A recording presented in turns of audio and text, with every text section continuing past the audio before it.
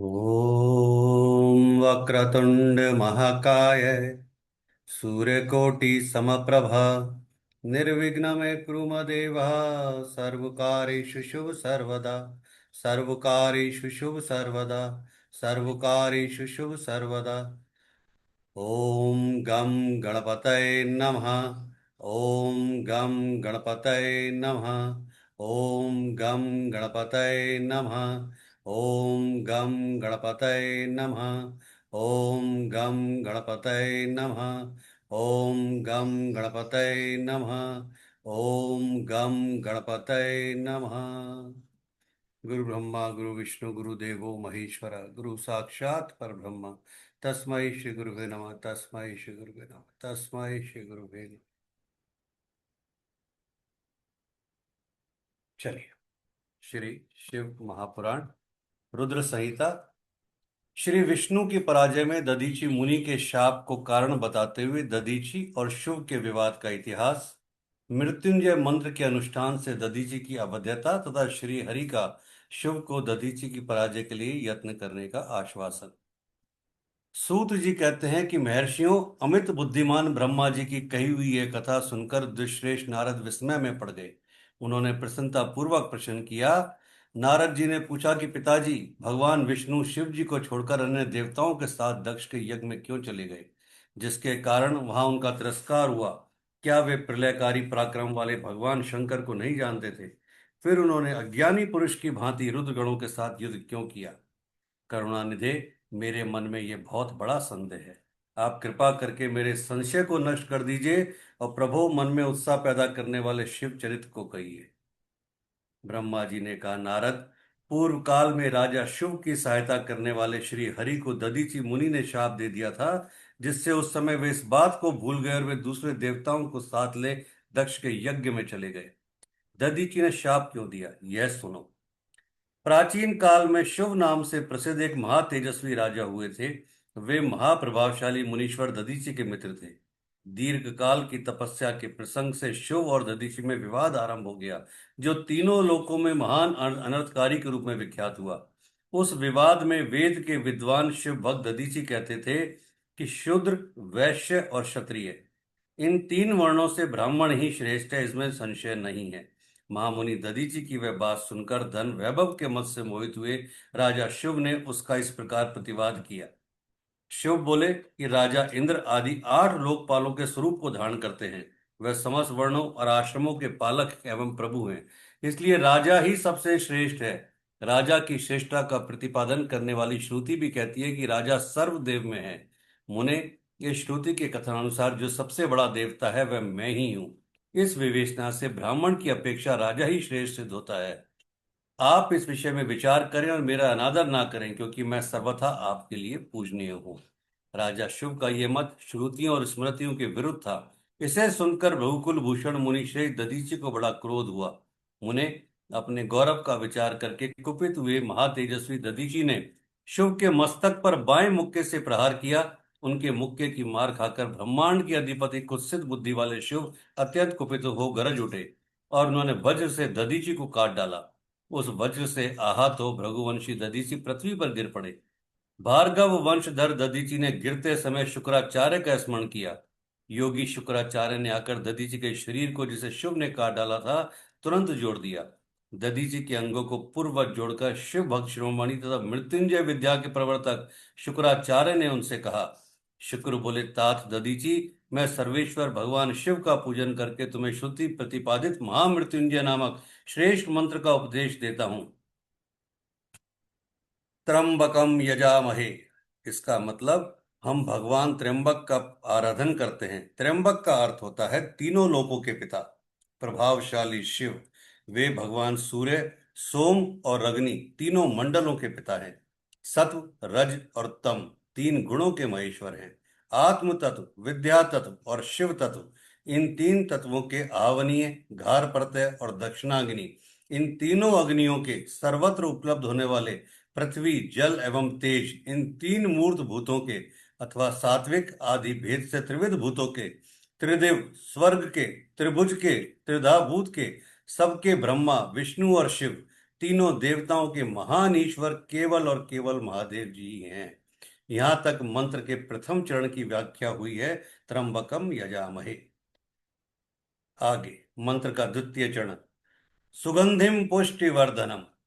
जैसे फूलों में उत्तम खुशबू होती है, उसी प्रकार वे भगवान शिव संपूर्ण भूतों में, तीनों गुणों में, समस्त कृत्यों में, इंद्रियों में, अनन्य देवों में और गणों में उनके प्रकाशक सारभूत आत्मा के रूप में व्याप्त हैं। अतएव सुगंध युक्त एवं संपूर्ण देवताओं के ईश्वर हैं। यहाँ तक सुगंधिम पद की व्याख्या हुई।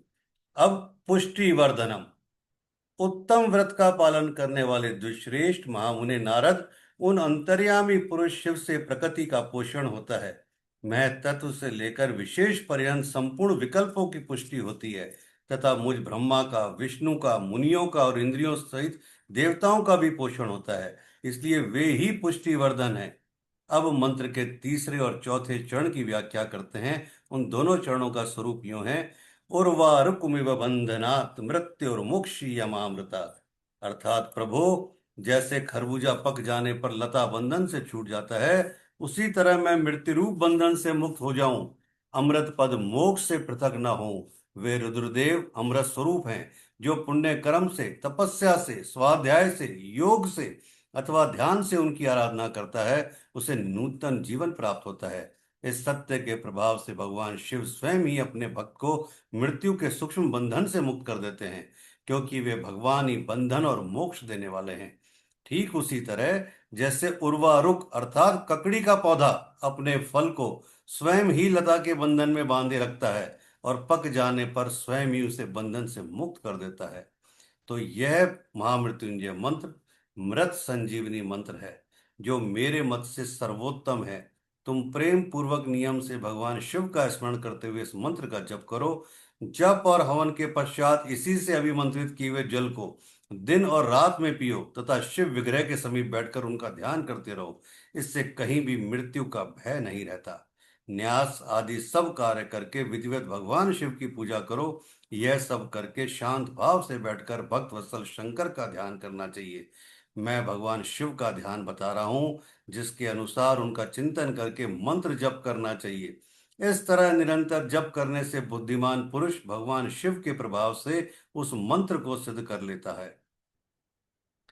मृत्युंजय भगवान का ध्यान, हस्तांबोजग युग कुंभ युगला तुदधृत्य तोयम शिरम सिचंतम कर योग दत्तम स्वांगे सुखम भो करो। अक्षस्त्र मृग हस्त मंबु जगतम मूर्ध स्थ चंद्र स्रवत पीयूषार्दंतनुम भजे साग्रजम रक्षम च मृत्युंजयम। अर्थात जो अपने दोनों कर कमलों में रखे हुए दो कलशों से जल निकालकर उनसे ऊपर वाले दो हाथों द्वारा अपने मस्तक को सींचते हैं, अन्य दो हाथों में दो घड़े लिए उन्हें अपनी गोद में रखते हैं तथा शेष दो हाथों में रुद्राक्ष और मृग मुद्रा धारण करते हैं, कमल के आसन पर बैठे हैं, सिर पर स्थित चंद्रमा से निरंतर झड़ते हुए अमृत से जिनका सारा शरीर भीगा हुआ है, जो तीन नेत्र धारण करने वाले हैं, उन भगवान मृत्युंजय का जिनके साथ गिरजानंदिनी उमा भी विराजमान है, मैं भजन करता हूँ, चिंतन करता हूँ, ध्यान करता हूँ, मनन करता हूँ। ब्रह्मा जी कहते हैं, तात मुनि श्रेष्ठ दधीचि को इस प्रकार उपदेश देकर शुक्राचार्य भगवान शंकर का स्मरण करते हुए अपने स्थान को लौट गए। उनकी वह बात सुनकर महामुनि दधीचि बड़े प्रेम से शिव जी का स्मरण करते हुए तपस्या के लिए वन में गए। वहां जाकर उन्होंने विधि पूर्वक महामृत्युंजय मंत्र का जप और प्रेम पूर्वक भगवान शिव का चिंतन करते हुए तपस्या प्रारंभ की। दीर्घ काल तक उस मंत्र का जप और तपस्या द्वारा भगवान शंकर की आराधना करके दधीचि ने महामृत्युंजय शिव को संतुष्ट किया। महामुने उस जप से प्रसन्नचित हुए भक्त वत्सल भगवान शिव दधीचि के प्रेमवश उनके सामने प्रकट हो गए। अपने प्रभु शंभु का साक्षात दर्शन करके मुनीश्वर दधीचि को बड़ी प्रसन्नता हुई। उन्होंने विधि पूर्वक प्रणाम करके दोनों हाथ जोड़ भक्ति भाव से शंकर का स्तवन किया। तात तदंतर मुनि के प्रेम से प्रसन्न हुए शिव ने च्यवन कुमार दधीचि से कहा कि तुम वर मांगो। भगवान शिव का यह वचन सुनकर भक्त शिरोमणि दधीचि दोनों हाथ जोड़ नतमस्तक होकर भगवान शंकर से बोले। दधीचि ने कहा कि देवादिदेव महादेव, मुझे तीन वर चाहिए। पहला, मेरी हड्डियां वज्र हो जाएं, कोई भी मेरा वध ना कर सके और मैं सर्वत्र अधीन रहूं, कभी मुझ में दीनता ना आए। दधीचि का यह वचन सुनकर प्रसन्न हुए परमेश्वर शिव ने तथास्तु कहकर उन्हें वे तीनों वर दे दिए। शिव जी से तीन वर पाकर वेद मार्ग में प्रतिष्ठित महामुनि दधीचि आनंद मग्न हो गए और शीघ्र ही राजा शिव के स्थान में गए। महादेव जी से अवध्यता वज्र में अस्थि और अधीनता पाकर दधीचि ने राजेंद्र शिव के मस्तक पर लात मारी। फिर तो राजा शिव ने भी क्रोध करके दधीचि पर वज्र से प्रहार किया। वे भगवान विष्णु के गौरव से अधिक गर्व में भरे हुए थे, परंतु शिव का चलाया हुआ वह वज्र परमेश्वर शिव के प्रभाव से महात्मा दधीचि का नाश ना कर सका। इससे ब्रह्म कुमार शिव को बड़ा विस्मय हुआ। मुनीश्वर दधीचि की अवध्यता, अधीनता तथा वज्र से भी बढ़ चढ़कर प्रभाव देखकर ब्रह्म कुमार शिव के मन में बड़ा आश्चर्य हुआ। उन्होंने शीघ्र ही वन में जाकर इंद्र के छोटे भाई मुकुंद की आराधना की। वे शरणागत पालक नरेश मृत्युंजय सेवक दधीचि से पराजित हो गए थे। शिव की पूजा से गरुड़ ध्वज भगवान मधुसूदन बहुत संतुष्ट हुए। उन्होंने राजा को दिव्य दृष्टि प्रदान की। उस दिव्य दृष्टि से ही जनार्दन देव का दर्शन करके उन गरुड़ ध्वज को शिव ने प्रणाम किया और प्रिय वचनों द्वारा उनकी स्तुति की। इस प्रकार देवेश्वर आदि से प्रशंसित उन अजय ईश्वर श्री नारायण देव का पूजन और स्तवन करके राजा ने भक्ति भाव से उनकी ओर देखा तथा उन जनार्दन के चरणों में मस्तक रखकर प्रणाम करने के पश्चात उन्हें अपना अभिप्राय सूचित किया। शिव पुराण, श्री रामचरितमानस, श्रीमद् भागवत गीता, बाइबल, गुरु ग्रंथ साहिब, कुरान शरीफ एक ही चीज कहते हैं, साधन, साधना, साधना और साधना। साधना का मतलब ध्यान, मनन, चिंतन। हम क्या सोचते हैं, 4 क्लास अटेंड कर ली साधना हो गई, 5 दिन कहीं होके आ गए, पर्टिकुलर 5 दिन बैठ के आ गए, साधना हो गई। अगर साधना इतनी सी होती फिर तो कोई भी कर लेता। आज महादेव को प्रसन्न करने के लिए, नारायण को प्रसन्न करने के लिए, माँ बगलामुखी को प्रसन्न करने के लिए, माँ काली को प्रसन्न करने के लिए जो ऋषि मुनि ने हजारों लाखों साल तपस्या की, हम सोचते हैं वो 1 घंटे की क्लास में, जिसमें भी हम अपना कैमरा बंद करते हैं 20 मिनट तो है ना, 20 मिनट कैमरा बंद करते हैं, 40 मिनट सामने दिखते हैं, 40 मिनट में 25 मिनट हमारा ध्यान बच्चों पे और पतियों पे रहता है, कहीं और रहता है, वहां पे भी हम प्रॉपर कंसंट्रेट नहीं होते। ईमानदारी से 60 मिनट में से 6 मिनट भी कंसंट्रेट नहीं कर पाते, फिर हम कहते हैं हमारी साधना हो गई। ये साधना है? आपको लगता है ईश्वर मिल जाएगा? आपको लगता है कि आपको साधना मिल जाएगी? आपको लगता है कि आपको उन मंत्रों का फल मिल जाएगा? नहीं मिलेगा। साधना बहुत अलग चीज है। साधना में अपने आप को साधना पड़ता है। जब तक अपने आप को नहीं साधेंगे, जब तक अपने आप से परिचय नहीं होगा कि मैं भारती, मैं माधवी, मैं माया, मैं राधिका, जब तक अपने आप से परिचय नहीं होगा तब तक बाकी लोगों से तो परिचय बहुत बात की बात है, ईश्वर से परिचय तो बहुत बात की बात है। तो पहले अपने आप को साधना जरूरी है, अपने आप को जानना जरूरी है कि मैं कौन हूँ, क्यों हूँ, क्यों आई हूँ, क्या उद्देश्य है, ऐसे क्या कारण थे जिसके कारण मुझे आज ये जीवन भोगना पड़ रहा है, अच्छा या बुरा जो भी है। अच्छा भी हो सकता है, बुरा भी हो सकता है, या बीच का भी हो सकता है। और ऐसे क्या कारण है कि जिससे कि मेरा जो भी जीवन अगर गलत जा रहा है तो वो अच्छा कैसे होगा, अच्छा जा रहा है तो उस अच्छे को मैं और सर्वश्रेष्ठ कैसे करूं, या उस अच्छे को मैं ऐसा कैसे करूं कि मुझे वापस नहीं आना पड़े, या कुछ ऐसा कैसे करूं कि वाकई में मेरे जाने के बाद ऐसा नहीं हो कि मेरे बच्चे भी 3 दिन तो मेरी फोटो टांग लें और उसके बाद एक पेपर में रैप करके किसी स्टोर में दबा दें। नहीं, मैं लोगों के दिलों में अपनी जगह बनाऊं। जब तक ये नहीं जानेंगे कोई फायदा नहीं। फिर तो बस यही है कि आते रहो जाते रहो, ट्रेन का डिब्बा है, एक ट्रेन पकड़ी, बैठे, स्टेशन आया, फिर उतर गए, फिर दूसरी ट्रेन पकड़ी, आते रहो जाते रहो। तो साधना अपने आप में बहुत अलग है। आज अगर महर्षि दधीचि या जो भी हम पढ़ रहे हैं शिव पुराण में या श्रीमद् भागवत में जो आजकल हम सुबह पढ़ रहे हैं, वो केवल आपको आपसे मिलाने के लिए है। कि साधना इतना आसान नहीं है, कठिन भी नहीं है, लेकिन आसान भी नहीं है। जब हम अपने आप को सुधारने के लिए, अपने अंदर परिवर्तन लाने के लिए अपना आधा घंटा, 45 मिनट, 1 घंटा प्रॉपर कंसंट्रेट नहीं कर पाते, हम साधना की बात करते हैं। उस 1 घंटे में 10 बार हम इधर से उधर हिलते हैं, डुलते हैं, डांटते हैं, प्यार करते हैं, ना जाने क्या क्या करते हैं।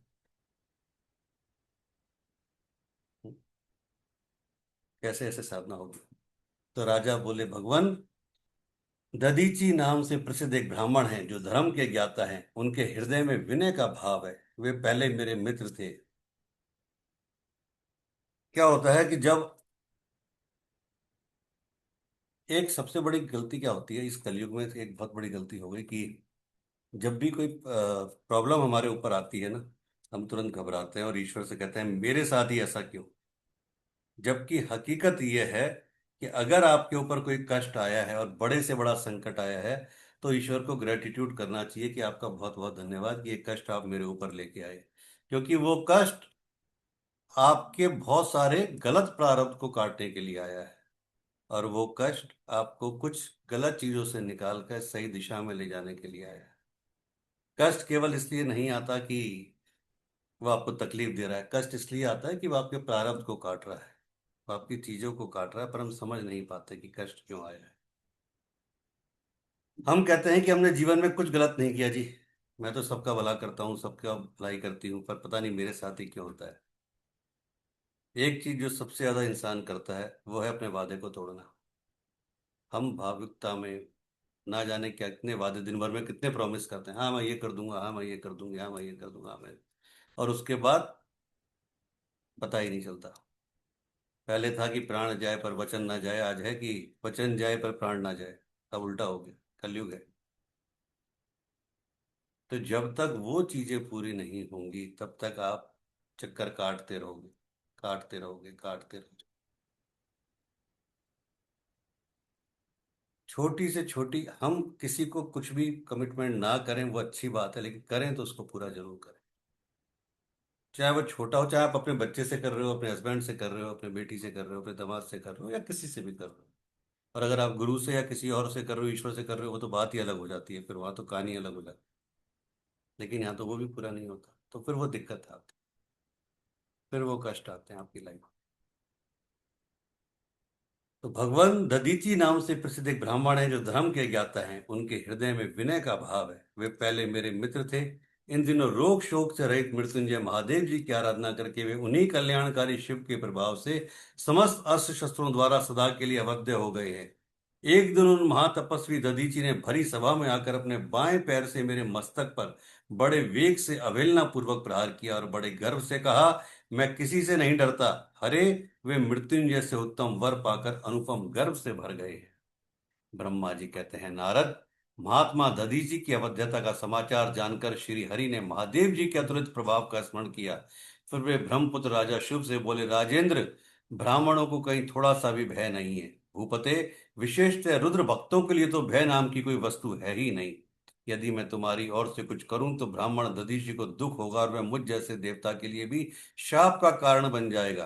राजेंद्र, दधीची के शाप से दक्ष के यज्ञ में सुरेश्वर शिव से मेरी पराजय होगी और फिर मेरा उत्थान भी होगा।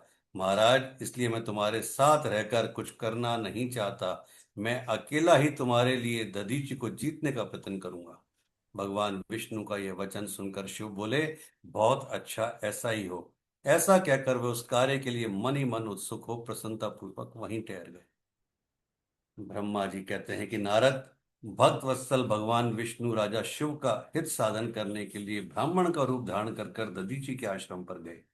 वहां उन जगत गुरु श्री हरि ने शिव भक्त शिरोमणि ब्रह्मर्षि दधीची को प्रणाम करके शिव के कार्य की सिद्धि के लिए उद्यत हो उनसे यह बात कही। श्री विष्णु बोले, भगवान शिव की आराधना में तत्पर रहने वाले अविनाशी ब्रह्मर्षि दधीची, मैं तुमसे एक वर मांगता हूं, उसे तुम मुझे दे दो। शिव के कार्य की सिद्धि चाहने वाले देवादिदेव श्री हरि के इस प्रकार याचना करने पर शैव शिरोमणि दधीची ने शीघ्र ही भगवान विष्णु से इस प्रकार कहा। दधीची बोले, ब्राह्मण, आप क्या चाहते हैं ये मुझे ज्ञात हो गया है। आप शिव का काम बनाने के लिए साक्षात भगवान श्री हरि ही ब्राह्मण का रूप धारण करके मेरे पास आए हैं, इसमें संदेह नहीं है कि आप पूरे मायावी हैं, छलिया हैं। किंतु देवेश जनार्दन, मुझे भगवान रुद्र की कृपा से भूत भविष्य वर्तमान तीनों कालों का ज्ञान सदा रहता है। सुव्रत, मैं आपको जानना चाहता हूं, आप पापहारी श्री हरि एवं विष्णु हैं। यह ब्राह्मण का वेश छोड़िए। दुष्ट बुद्धि वाले राजा शिव ने आपकी आराधना की है, इसलिए आप पधारे हैं। भगवान हरे, आपकी भक्त वत्सलता को भी मैं जानता हूं। यह छल छोड़िए, अपने रूप को ग्रहण कीजिए और भगवान शंकर के स्मरण में मन लगाइए। मैं भगवान शंकर की आराधना में लगा रहता हूँ। ऐसी दशा में भी यदि मुझसे किसी को भय हो तो आप उसे यत्न पूर्वक सत्य की शपथ के साथ कहिए। मेरा मन शिव के स्मरण में ही लगा रहता है, मैं कभी झूठ नहीं बोलता। इस संसार में किसी देवता या दैत्य से भी मुझे भय नहीं होता। श्री विष्णु बोले, उत्तम व्रत का पालन करने वाले दधीचि, तुम्हारा भय सर्वथा नष्ट ही है, क्योंकि तुम शिव की आराधना में तत्पर रहते हो, इसलिए सर्वज्ञ हो। परंतु मेरे कहने से तुम एक बार अपने प्रतिद्वंदी राजा शुभ से जाकर कह दो कि राजेंद्र, मैं तुमसे डरता हूँ। भगवान विष्णु का यह वचन सुनकर भी शैव शिरोमणि महामुनि दधीचि निर्भय ही रहे और हंसकर बोले। दधीचि ने कहा कि मैं देवादिदेव पिनाकपाणी भगवान शंभु के प्रसाद से कहीं कभी किसी से और किंचित मात्र भी नहीं डरता, सदा ही निर्भय रहता हूं। इस पर श्री हरि ने मुनि को दबाने की चेष्टा की। देवताओं ने भी उनका साथ दिया, किंतु सबके सभी अस्त्र कुंठित हो गए। तदंतर भगवान श्री विष्णु ने अगणित गणों की सृष्टि की, परंतु महर्षि ने उनको भी भस्म कर दिया। तब भगवान ने अपनी अनंत विष्णु मूर्ति प्रकट की। यह सब देखकर च्यवन कुमार ने वहां जगदीश्वर भगवान विष्णु से कहा। दधीचि बोले कि हे महाबाहो, माया को त्याग दीजिए, विचार करने से यह प्रतिभा समाज प्रतीत होती है। माधव, मैंने सहस्त्रों दुर्विज्ञ वस्तुओं को जान लिया है। आप मुझ में अपने सहित संपूर्ण जगत को देखिए। निरालस्य होकर मुझ में ब्रह्मा एवं रुद्र का दर्शन कीजिए, मैं आपको दिव्य दृष्टि देता हूँ। ऐसा कहकर भगवान शिव के तेज से पूर्ण शरीर वाले च्यवन कुमार दधीचि मुनि ने अपनी देह में समस्त ब्रह्मांड का दर्शन कराया। तब भगवान विष्णु ने उन पर पुनः कोप करना चाहा। इतने में ही मेरे साथ राजा शुभ वहां पहुंचे। मैंने निश्चेत खड़े हुए भगवान पद्मनाभ को तथा देवताओं को क्रोध करने से रोका।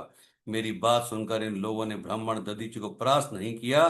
श्री हरि उनके पास गए और उन्होंने मुनि को प्रणाम किया। तदंतर शिव अत्यंत दीन हो उन मुनीश्वर दधीचि के निकट गए और उन्हें प्रणाम करके प्रार्थना करने लगे। शिव बोले, मुनिश्रेष्ठ, शिव भक्त शिरोमणि, मुझ पर प्रसन्न हो जाइए। परमेश्वर, आप दुर्जनों की दृष्टि से दूर रहने वाले हैं, मुझ पर कृपा कीजिए। ब्रह्मा जी कहते हैं, नारद, राजा शुभ की यह बात सुनकर तपस्या के निधि ब्राह्मण दधीचि ने उन पर अनुग्रह किया। तत्पश्चात श्री विष्णु आदि को देखकर वे मुनि क्रोध से व्याकुल हो गए और मन ही मन शिव का स्मरण करके विष्णु तथा देवताओं को शाप देने लगे।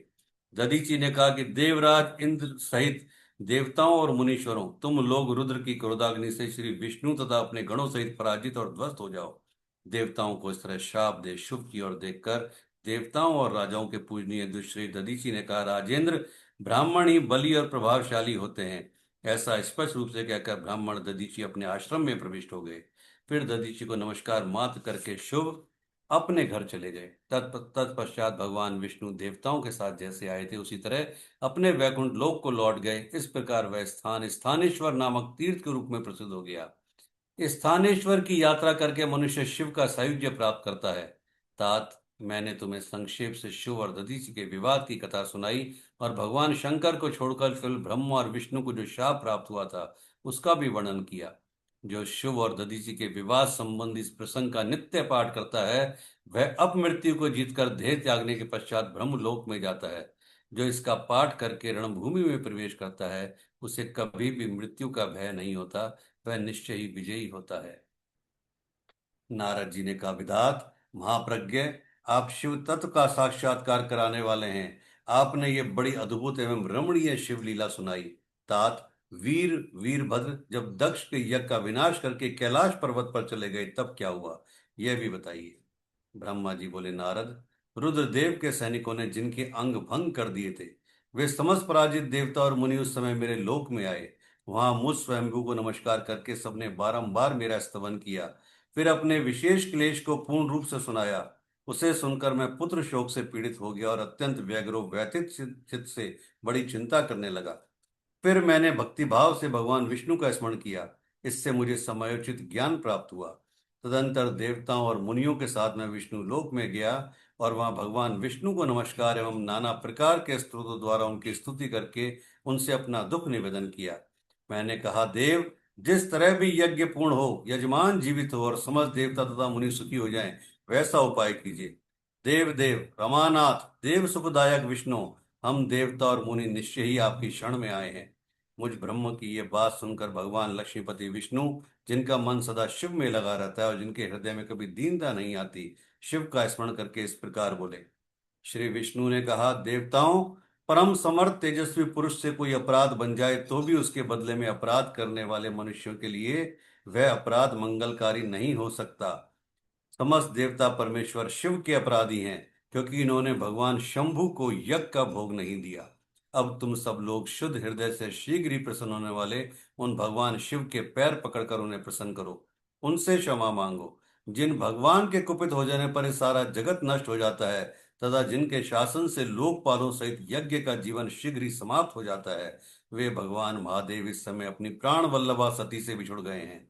तथा अत्यंत दुरात्मा दक्ष ने अपने दुर्वचन रूपी बाणों से उनके हृदय को पहले से ही घायल कर दिया है। अतः तुम लोग शीघ्र ही जाकर उनसे अपने अपराध के लिए क्षमा मांगो। उन्हें शांत करने का केवल यही सबसे बड़ा उपाय है। मैं समझता हूं ऐसा करने से भगवान शंकर को संतोष होगा। यह मैंने सच्ची बात कही है। ब्राह्मण, मैं भी तुम सब लोगों के साथ शिव के निवास स्थान पर चलूंगा और उनसे क्षमा मांगूंगा। देवता आदि सहित मुझ ब्रह्म को इस प्रकार आदेश देकर श्री हरि ने देवगणों के साथ कैलाश पर्वत पर जाने का विचार किया। तदंतर देवता, मुनि और प्रजापति आदि जिनके स्वरूप ही हैं, वे श्री हरि उन सबको साथ ले अपने वैकुंठ धाम से भगवान शिव के शुभ निवास गिरिश्रेष्ठ कैलाश को गए। कैलाश भगवान शिव को सदा ही अत्यंत प्रिय है। मनुष्यों से भिन्न किन्नर, अप्सराएं और योग सिद्ध महात्मा पुरुष उसका भलीभांति सेवन करते हैं। तथा वह पर्वत बहुत ही ऊंचा है। उसके निकट रुद्रदेव के मित्र कुबेर की अलका नामक महादिव्य एवं रमणीय पुरी है, जिसे सब देवताओं ने देखा। उस पुरी के पास ही सौगंधित वन भी देवताओं की दृष्टि में आया, जो सब प्रकार के वृक्षों से हरा भरा दिव्य था। उसके भीतर सर्वत्र सुगंध फैलाने वाले सौगंधिक नामक कमल खिले हुए थे। उसके बाहरी भाग में नंदा और अलकनंदा, ये दो अत्यंत पावन दिव्य सरिताएं बहती हैं, जो दर्शन मात्र से प्राणियों के पाप हर लेती हैं।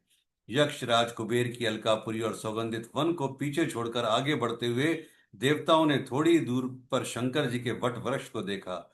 उसने चारों ओर अपनी अविचल छाया फैला रखी थी। वह वृक्ष 100 योजन ऊंचा था और उसकी शाखाएं 75 योजन तक फैली हुई थी। उस पर कोई घोंसला नहीं था और ग्रीष्म का ताप तो उससे सदा दूर रहता था। बड़े पुण्यात्मा पुरुषों को उसका दर्शन हो सकता है। वह परम रमणीय और अत्यंत पावन है। वह दिव्य वृक्ष भगवान शंभू का योग स्थल है। योगियों के द्वारा सेव्य और परम उत्तम है। मुमुक्षुओं के आश्रयभूत उस महायोग में वट वृक्ष के नीचे विष्णु आदि सब देवताओं ने भगवान शंकर को विराजमान देखा। मेरे पुत्र महासिद्धि सनकादि, जो सदा शिव भक्ति में तत्पर रहने वाले और शांत हैं, बड़ी प्रसन्नता के साथ उनकी सेवा में बैठे थे। भगवान शिव का श्री विग्रह परम शांत दिखाई देता था। उनके सखा कुबेर, जो गुहकों के और राक्षसों के स्वामी हैं, अपने सेवक गणों तथा कुटुंबी जनों के साथ सदा विशेष रूप से उनकी सेवा किया करते हैं। वे परमेश्वर शिव उस समय तपस्वी जनों को परम प्रिय लगने वाले सुंदर रूप धारण करके बैठे थे। भस्म आदि से उनके अंगों की बड़ी शोभा हो रही थी। भगवान शिव अपने वत्सल स्वभाव के कारण सारे संसार के सुहृद हैं। नारद, उस दिन वे एक कुशासन पर बैठे थे और सब संतों के सुनते हुए तुम्हारे प्रश्न करने पर तुम्हें उत्तम ज्ञान का उपदेश दे रहे थे। वे बायां चरण अपनी दाईं जांग पर और बायां हाथ बाएं घुटने पर रखे हुए कलाई में रुद्राक्ष की माला डाले सुंदर तर्क मुद्रा में विराजमान थे। इस रूप में भगवान शिव का दर्शन करके उस समय विष्णु आदि सब देवताओं ने दोनों हाथ जोड़ मस्तक झुकाकर तुरंत उनके चरणों में प्रणाम किया। मेरे साथ भगवान विष्णु को आया देख सत्पुरुषों के आश्रयदाता भगवान रुद्र उठकर खड़े हो गए और उन्होंने सिर झुकाकर उन्हें प्रणाम किया। फिर विष्णु आदि सब देवताओं ने जब भगवान शिव को प्रणाम कर लिया, तब उन्होंने मुझे नमस्कार किया। ठीक उसी तरह जैसे लोगों को उत्तम गति प्रदान करने वाले भगवान विष्णु प्रजापति कश्यप को प्रणाम करते हैं। तत्पश्चात देवताओं, सिद्धों, गणाधीशों और महर्षियों से नमस्कृत तथा स्वयं भी श्री विष्णु को और मुझको नमस्कार करने वाले भगवान शिव से श्री हरि ने आदर पूर्वक वार्तालाप आरंभ किया। एक माला ओम नमः शिवाय की करेंगे। सीधे बैठेंगे बिल्कुल। ओम नमः शिवाय।